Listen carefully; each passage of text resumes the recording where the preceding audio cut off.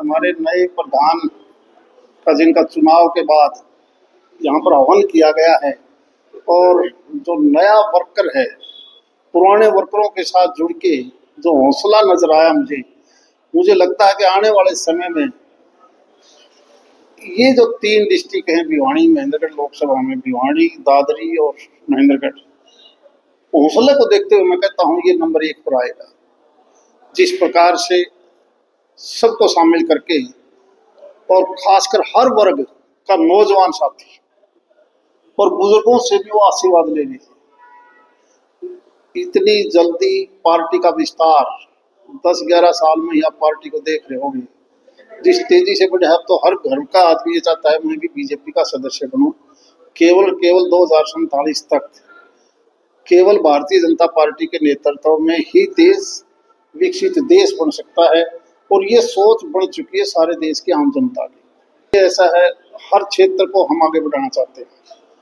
हमारा जो लोकसभा क्षेत्र है इनमें कुछ एक गांव ऐसे हैं जहां पर पंचायत की जमीन है। हमारी सोच ये है कि चाहे वो इंडस्ट्री के तौर पर हो, IIT के तौर पर हो, हमें बड़े प्रोजेक्ट यहाँ मिले, क्योंकि दिल्ली NCR में हम पढ़ते हैं, कनेक्टिविटी हम यहाँ पर ठीक है। और कुछ गांव ने जो जमीन दी है और वो भी फ्री ऑफ कॉस्ट, तो हम कोशिश कर रहे हैं कि इस आने वाले बजट के बाद जब भी ये फैसला हो, चाहे वो IIT का मामला हो या इंडस्ट्रियल हब बनाने का हो, हम अपने क्षेत्र में लेके आए। क्या कोशिश हमने पूरी तरह से कोशिश कर रखी है, तभी तो ये चीजें हमने प्रस्ताव बनवा के भेजे स्टेट गवर्नमेंट को। और हमारी कोशिश है कि स्टेट गवर्नमेंट केवल हमारे प्रस्ताव को ही भारत सरकार के पास भेजे।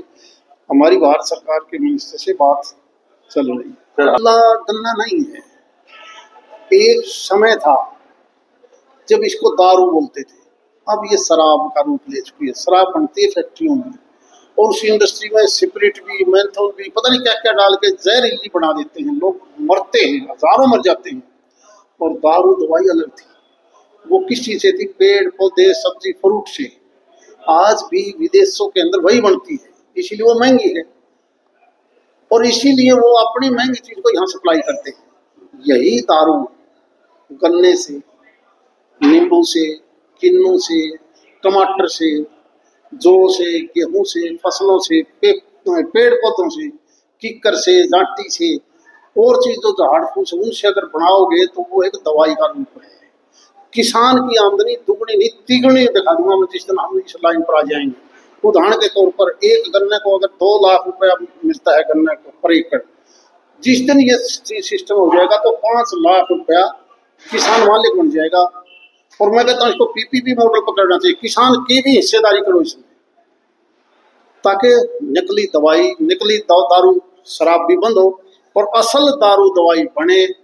एक्साइज ड्यूटी के हिसाब से ये स्टेट मैटर है, वो इस प्रकार से एक्साइज पॉलिसी को बनाए कि प्रदेश को भी घाटा ना हो और लोग मरे भी ना नकली दारू शराब पी के।